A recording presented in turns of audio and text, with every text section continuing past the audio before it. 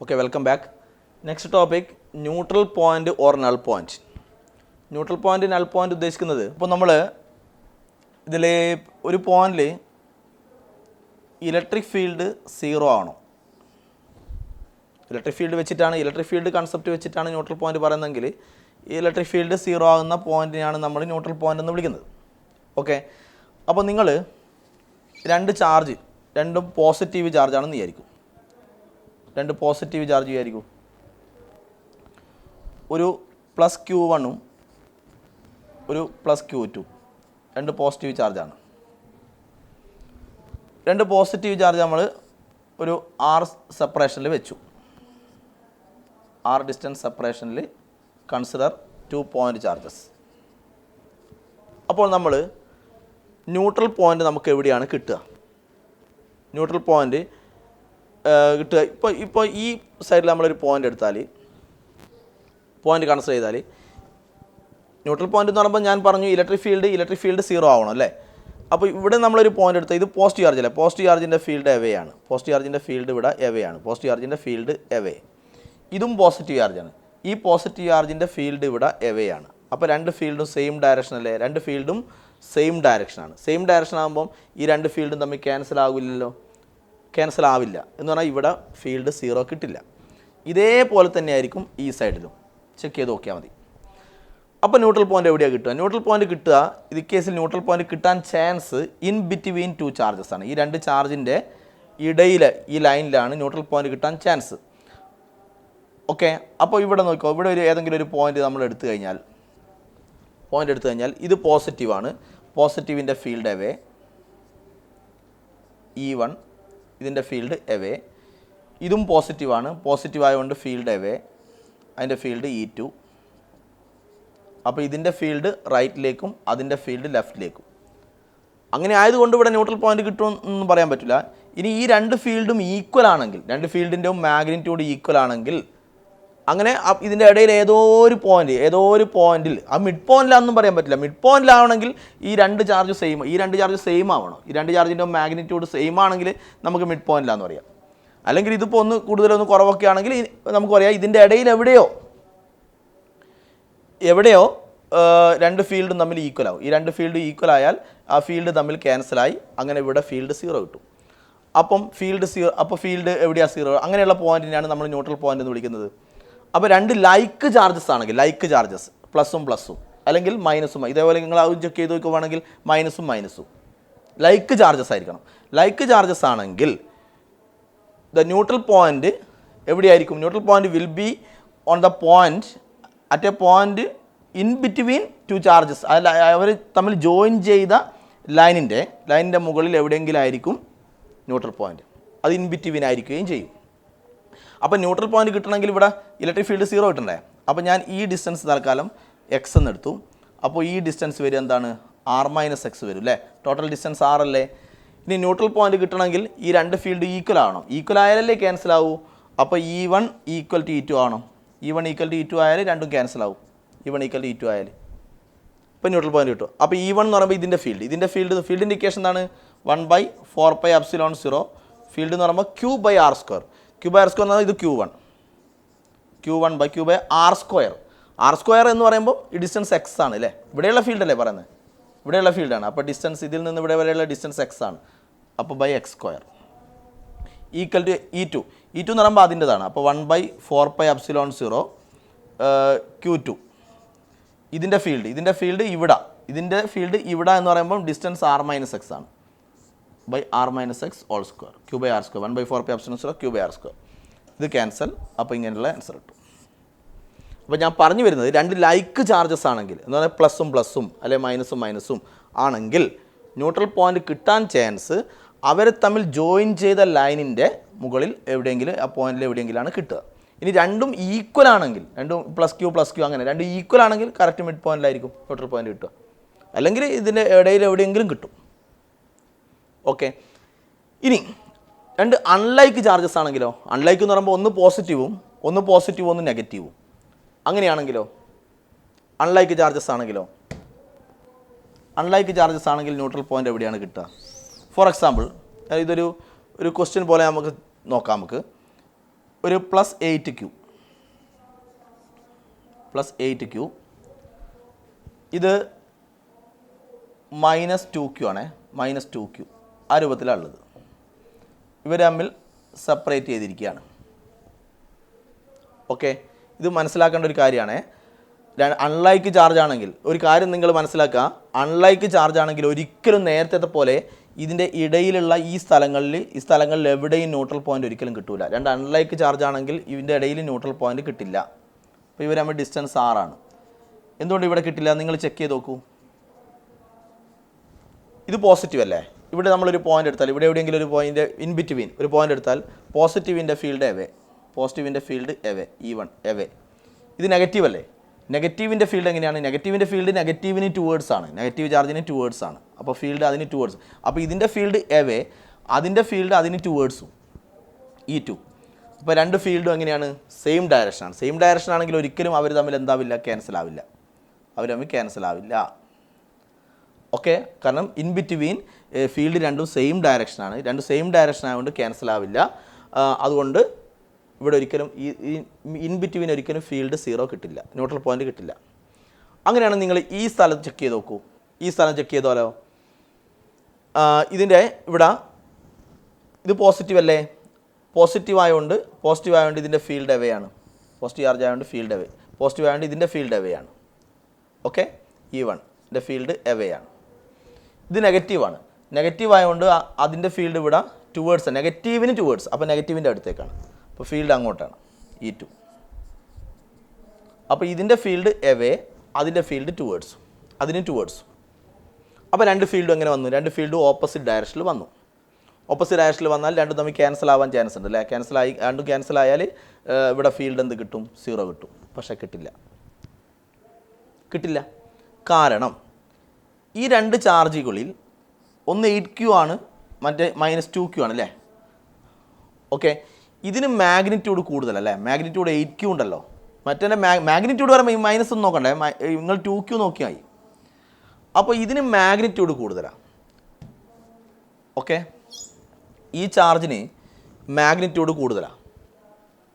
Okay, magnitude കൂടുതലായതുകൊണ്ട് ഇതിൻ്റെ field കൂടും. ഈ ചാർജിന് മാഗ്നിറ്റ്യൂഡ് കൂടുതലായതുകൊണ്ട് ഇതിൻ്റെ ഫീൽഡ് കൂടും.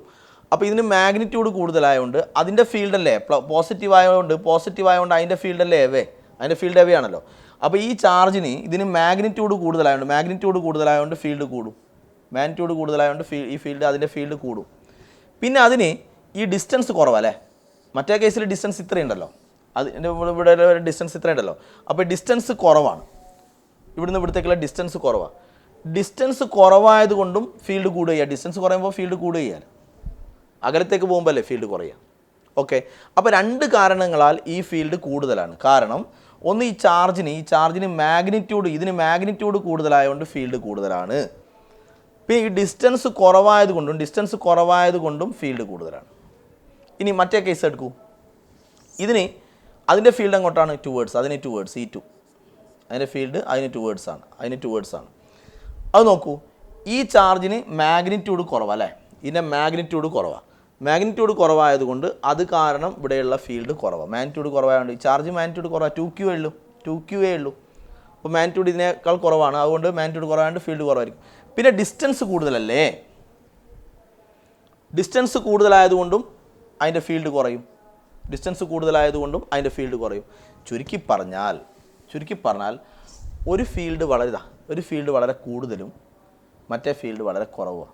എന്നാൽ ഇതിൻ്റെ ഫീൽഡ് കൂടുതലാണ്, അതിൻ്റെ ഫീൽഡ് ഇവിടെ കുറവാണ്. അപ്പോൾ ഇത് കൂടുതലാണ്, അത് കുറവാണ്. അങ്ങനെയാണെങ്കിൽ ഓക്കെ, രണ്ടും തമ്മിൽ ക്യാൻസൽ ആവാൻ ഓപ്പോസിറ്റ് ഡയറക്ഷനാണ് ഓക്കെ, പക്ഷേ ക്യാൻസൽ ആവാൻ ചാൻസ് ഇല്ല. കാരണം ഒന്ന് വളരെ സ്ട്രോങ് ആണ്, മറ്റേത് വളരെ വീക്കാണ്. അപ്പോൾ ഇത് തമ്മിൽ ക്യാൻസൽ ആവില്ല. അപ്പോൾ ഇവിടെ ക്യാൻസൽ ആവില്ല എന്ന് പറഞ്ഞാൽ ഇലക്ട്രിക് ഫീൽഡ് ഒരിക്കലും 0 കിട്ടില്ല എന്ന് പറഞ്ഞാൽ ഇവിടെ ന്യൂട്രൽ പോയിൻ്റ് കിട്ടില്ല. അപ്പോൾ എവിടെയൊക്കെ കിട്ടില്ല? ഇൻ ബിറ്റ്വീൻ കിട്ടില്ല. ഓക്കെ, ഇവിടെ കിട്ടില്ല. ഇനി ഈ സ്ഥലത്ത് ചെക്ക് ചെയ്യൂ. ഈ സ്ഥലത്ത് നിങ്ങൾ ചെക്ക് ചെയ്ത് നോക്കൂ. ഇത് +Q അല്ലേ? പ്ലസിൻ്റെ ഫീൽഡ് എവേ ആണ്. അതിനെപ്പറ്റി നിങ്ങൾ പറയും, അതിൻ്റെ ഫീൽഡ് ഞാൻ E1 നിർത്തും. ഇതിന് മാഗ്നിറ്റ്യൂഡ് കൂടുതലല്ലേ? ഈ ചാർജിന് മാഗ്നിറ്റ്യൂഡ് കൂടുതലാണ്. മാഗ്നിറ്റ്യൂഡ് കൂടിയതുകൊണ്ട് ഫീൽഡ് കൂടി. മാഗ്നിറ്റ്യൂഡ് കൂടുതലാണ്, അതുകൊണ്ട് ഫീൽഡ് കൂടി. പിന്നെ ഡിസ്റ്റൻസ് കൂടുതലാണ്, അവിടത്തേക്കുള്ള ഡിസ്റ്റൻസ് കൂടുതലല്ലേ, ഈ ചാർജിൽ നിന്ന് അവിടത്തേക്കുള്ള ഡിസ്റ്റൻസ് കൂടുതലാണ്. ഡിസ്റ്റൻസ് കൂടുതലായതുകൊണ്ട് ഫീൽഡ് കുറയും. അപ്പോൾ മാഗ്നിറ്റ്യൂഡ് ചാർജിൻ്റെ മാഗ്നിറ്റ്യൂഡ് കൂടുതലായതുകൊണ്ട് ഫീൽഡ് കൂടാനും ചാൻസ് ഉണ്ട്, ഡിസ്റ്റൻസ് കൂടുതലായതുകൊണ്ട് ഫീൽഡ് കുറയാനും ചാൻസ് ഉണ്ട്. ഓക്കെ, ഇനി ഇതിൻ്റെ കേസ് നോക്കൂ, -2q. ഇതിന് മാഗ്നിറ്റ്യൂഡ്, അപ്പോൾ ഇതിൻ്റെ ഫീൽഡ് എങ്ങോട്ടായിരിക്കും? നെഗറ്റീവ് ആയതുകൊണ്ട് ഫീൽഡ് ടുവേർഡ്സ് ആയിരിക്കും. E2 നെഗറ്റീവ് ആയതുകൊണ്ട് ഫീൽഡ് ടുവേർഡ്സ് ആണ്. പിന്നെ ഇതിന് മാഗ്നിറ്റ്യൂഡ് കുറവാണ് അല്ലേ, ചാർജിൻ്റെ മാഗ്നിറ്റ്യൂഡ് കുറവാണ്. മാഗ്നിറ്റ്യൂഡ് കുറവായതുകൊണ്ട് ഫീൽഡ് കുറവാണ്. മാഗ്നിറ്റ്യൂഡ് കുറവായതുകൊണ്ട് ഫീൽഡ് കുറവാണ്. പക്ഷേ ഇവിടത്തേക്കുള്ള ഡിസ്റ്റൻസ് കുറവായതുകൊണ്ട് ഫീൽഡ് കൂടുകയും ചെയ്യും. എന്ന് പറഞ്ഞാൽ ഇതേപോലെ തന്നെ കൂടാനും കുറയാനും ചാൻസ് ഉണ്ട് എന്ന് പറയുന്ന പോലെ തന്നെ ഇതും കൂടാനും കുറയാനും ചാൻസ് ഉണ്ട്. എന്നിട്ട് രണ്ടും ഒരുപോലെ. അങ്ങനെ ആകുമ്പോൾ നമുക്ക് എന്താ പറയുക, അതിനെപ്പോലെ തന്നെയാണ് ഇതും. അപ്പോൾ എവിടെയെങ്കിലും ഈ സൈഡിൽ എവിടെയെങ്കിലും ഇവർ തമ്മിൽ ഈക്വൽ ആവാൻ ചാൻസ് ഉണ്ട്, കാരണം അതേപോലെ തന്നെയാണ് ഇതും ഉള്ളത്. ഓക്കെ, അപ്പോൾ ഇവിടെ രണ്ട് ഫീൽഡും തമ്മിൽ ഈക്വൽ ആയാൽ രണ്ടും ഒരുപോലെയാണല്ലോ ഉള്ളത്.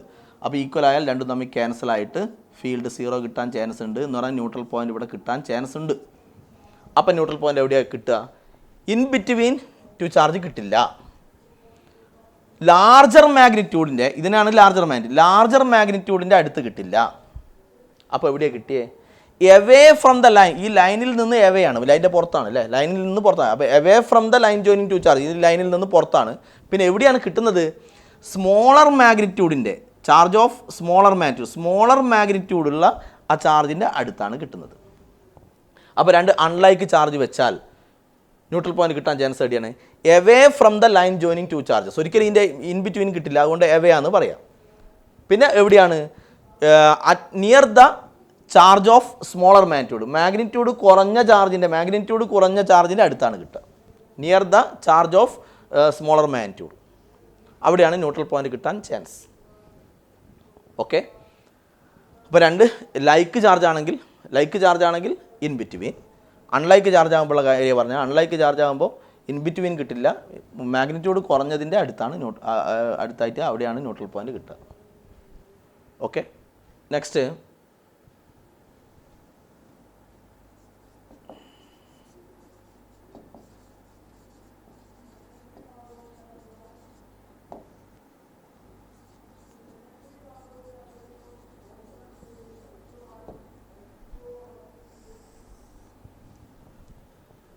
Equilibrium of charges.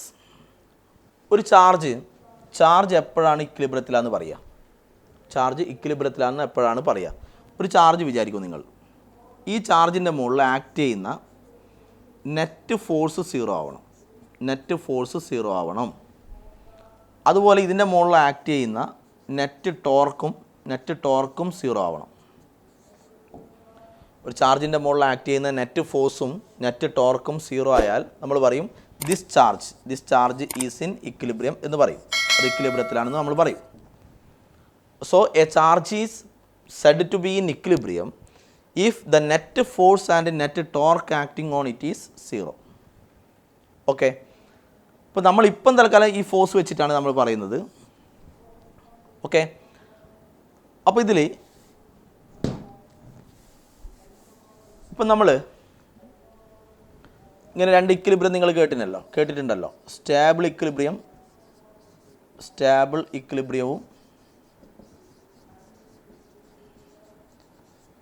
അൺസ്റ്റാബിൾ equilibrium. Stable equilibrium, unstable equilibrium. ഇപ്പം നമ്മൾ രണ്ട് പോസിറ്റീവ് പ്ലസ് ക്യൂ ഇങ്ങനെ രണ്ട് ചാർജ് വിചാരിക്കും. ഇതിൻ്റെ അത് രണ്ട് സെയിം ആണ്, മാഗ്നിറ്റ്യൂഡ് സെയിമാണ്, ക്യൂ അങ്ങനെ തന്നെയാണുള്ളത്. രണ്ട് ലൈക്ക് ചാർജസ് അല്ലേ, രണ്ടും പോസിറ്റീവാണ്, ലൈക്ക് ചാർജസ് ആണ്. ഇതിൻ്റെ മിഡ് പോയിന്റിൽ നിങ്ങളൊരു Q0 വെച്ചു. Q0 നെഗറ്റീവോ പോസിറ്റീവോ എന്തോ ആട്ടെ. ഓക്കെ, പ്ലസ് ആണെങ്കിൽ പ്ലസ് വിചാരിച്ചു. മിഡ് പോയിന്റിലാണ് ഉള്ളത്. അങ്ങനെ മിഡ് പോയിന്റ് വെച്ചാൽ ഈ ചാർജ് ഇക്വിലിബ്രിയത്തിലായിരിക്കും. അപ്പോൾ ഈ ചാർജ് ഇക്വിലിബ്രിയത്തിലായിരിക്കും. നമുക്ക് എങ്ങനെ മനസ്സിലാകുന്നത്? ഇത് ഇക്വിലിബ്രിയത്തിലാണെന്ന് നമുക്ക് എങ്ങനെ മനസ്സിലാവും? അതിൻ്റെ മുകളിൽ നെറ്റ് ഫോഴ്സ് നോക്കൂ, ഇതിനെ റിപ്പൽ ചെയ്യുന്നു. ഓക്കെ, അതേ റിപ്പൽഷൻ തന്നെയായിരിക്കും ഇത് കാരണം ഇതിൻ്റെ മുകളിൽ ഉണ്ടാവുക. രണ്ട് പോസിറ്റീവ് ആൻഡ് റിപ്പൽഷൻ അല്ലേ. അപ്പോൾ പിന്നെ മിഡ് പോയിന്റിലാണ് ഉള്ളത്. അപ്പോൾ ഇത് രണ്ടും തമ്മിൽ സെയിം ആയി. കാരണം ഈ രണ്ട് സൈഡിലുള്ള ചാർജിൻ്റെ മാഗ്നിറ്റ്യൂഡ് സെയിം ആണ്. അപ്പോൾ ഈ രണ്ട് മിഡ് പോയിന്റിലാണെങ്കിൽ ഈ രണ്ട് ഫോഴ്സും തമ്മിൽ സെയിം ആയി. അപ്പോൾ രണ്ട് ഫോഴ്സും ക്യാൻസലായി കഴിഞ്ഞാൽ ഈ ചാർജിൻ്റെ മുകളിൽ ഫോഴ്സ് ഇല്ല, ഇതിൻ്റെ മുകളിൽ ഫോഴ്സ് ഇല്ല. അപ്പോൾ നെറ്റ് ഫോഴ്സ് 0 ആണ്. അപ്പോൾ ഈ രണ്ട് ഫോഴ്സും ക്യാൻസൽ ആയാലും നെറ്റ് ഫോഴ്സ് 0 ആണ്. അപ്പോൾ നമുക്ക് പറയാം ഈ ചാർജ് ഇക്വിലിബ്രിയത്തിലാണെന്ന് മനസ്സിലായി. ഈ ചാർജ് ഇക്വിലിബ്രിയത്തിലാണെന്ന് മനസ്സിലായി. അപ്പോൾ ഈ മിഡ് പോയിന്റിലുള്ള charge, that charge is in equilibrium. ഈ ചാർജ് ഇക്വിലിബ്രിയത്തിലാണ്. ഇനി അത് സ്റ്റേബിൾ ഇക്വിലിബ്രിയത്തിലാണെന്ന് എപ്പോഴാണ് പറയുക? അപ്പോൾ അത് നെറ്റ് ഫോഴ്സ് ഇതിൻ്റെ മുകളിൽ ഇപ്പോൾ ഇതിൻ്റെ മുകളിൽ ആക്ട് ചെയ്യുന്ന നെറ്റ് ഫോഴ്സ് 0 ആണ്. ഈ രണ്ട് ഫോഴ്സും ക്യാൻസൽ ആയാൽ പിന്നെ നെറ്റ് ഫോഴ്സ് 0 ആണ്. ഓക്കെ, അപ്പോൾ ആ ചാർജ് ഇക്വിലിബ്രിയത്തിലാണ്. അത് ഇക്വിലിബ്രിയത്തിലാണെന്ന് പറയാനേ പറ്റൂ. ഇത് സ്റ്റേബിൾ ഇക്വിലിബ്രിയത്തിലാണെന്നപ്പോൾ പറയുക. സ്റ്റേബിൾ ഇക്വിലിബ്രിയത്തിലാണെന്ന് പറയുകയാണെങ്കിൽ ഇത് ഇക്വിലിബ്രിയത്തിലല്ലേ ഉള്ളത്. ഇക്വിലിബ്രിയത്തിൽ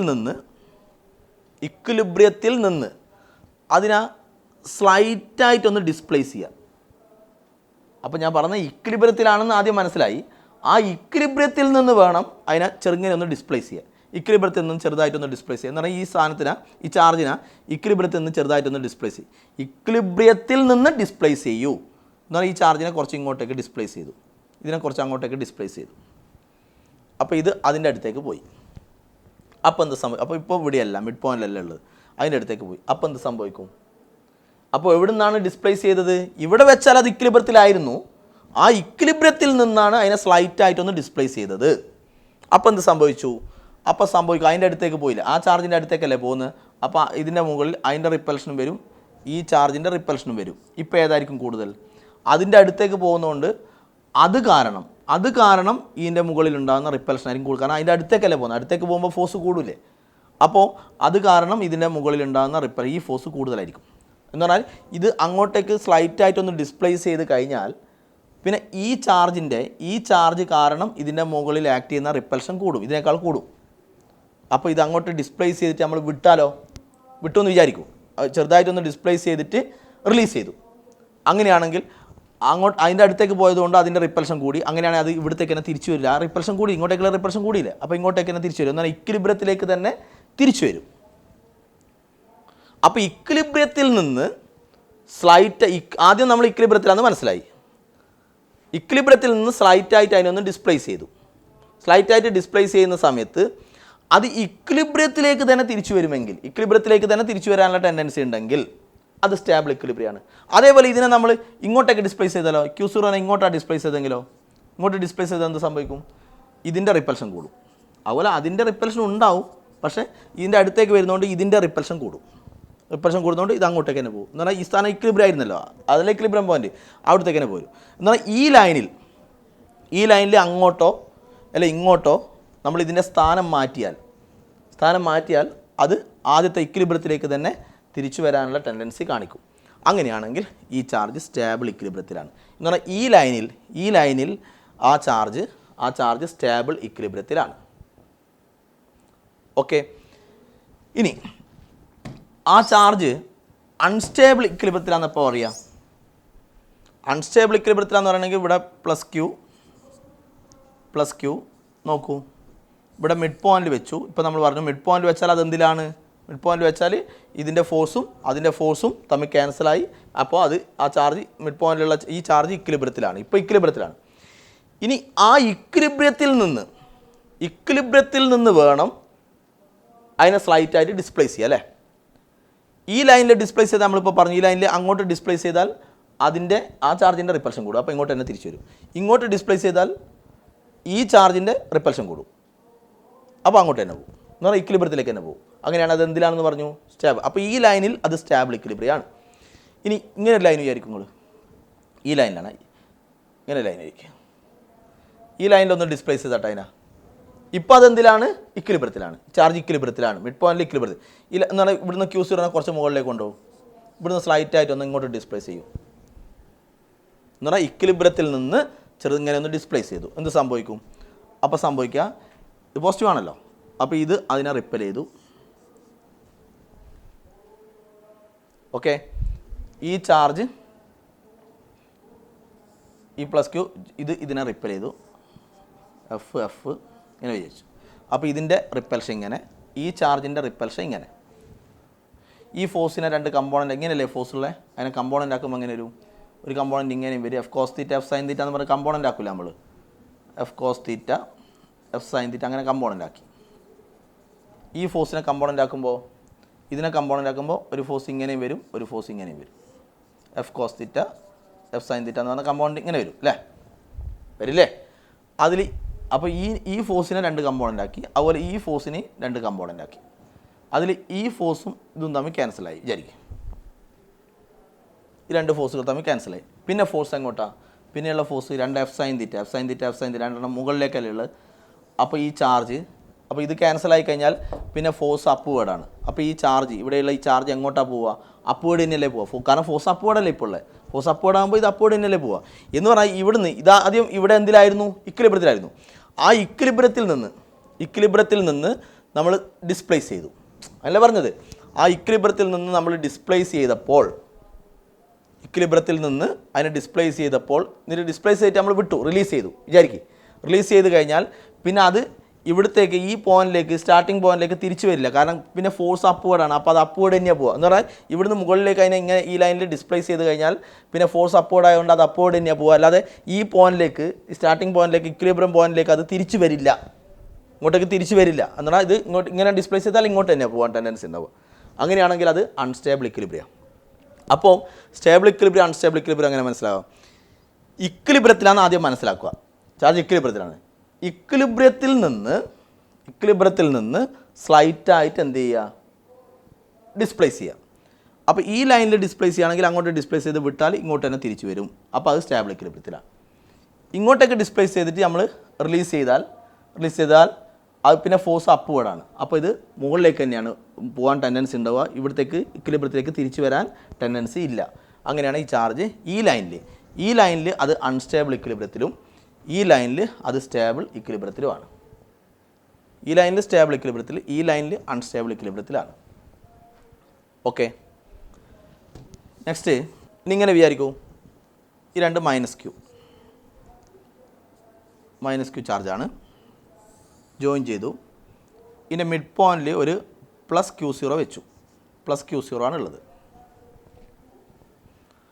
അപ്പോൾ മിഡ് പോയിന്റിലാണ്. ഇത് രണ്ട് സെയിം ആണ്, രണ്ട് സൈഡിലുള്ള ഈ രണ്ട് എൻഡിലുള്ള ചാർജ് സെയിം ആണ്. അപ്പോൾ പ്ലസ് ക്യൂ ആണുള്ളത്. അപ്പോൾ ഇതിനെ അട്രാക്റ്റ് ചെയ്യും, ഈ ചാർജ് അട്രാക്റ്റ് ചെയ്യും. ഇതിൻ്റെ അതേ അട്രാക്ഷൻ തന്നെ അങ്ങോട്ടുണ്ടാവും അല്ലേ, ഇതിൻ്റെ അതേ അട്രാക്ഷൻ രണ്ട്, കാരണം മിഡ് പോയിന്റ് ആയതുകൊണ്ട് രണ്ട് ഭാഗത്തേക്കും അട്രാക്ഷൻ സെയിം ആയിരിക്കും അല്ലേ.